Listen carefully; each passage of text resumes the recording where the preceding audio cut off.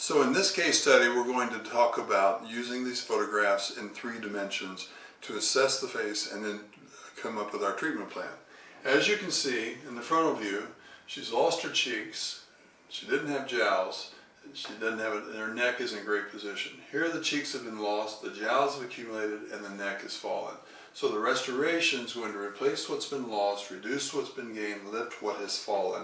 And we're going to see that shape of the face has been restored. See, the neck has given her a beautiful jawline, cheeks restored, and the jowls are gone. And we look at the picture from 30 years previously, you can see it looks like the same person. Now from the 3/4 view, you can once again appreciate the triangle of youth has been lost to the triangle of aging, the reversal of the youthful triangle. Restoration creates that triangle. You can see the neck's lifted, the jowls are gone, and there's the triangle of youth versus the loss of triangle as she ages.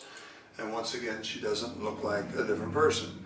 Now, when we look from the profile, you can see this beautiful neck. There's the jawline, the perfect angle of the neck. You can see the balance between the nose and the lips.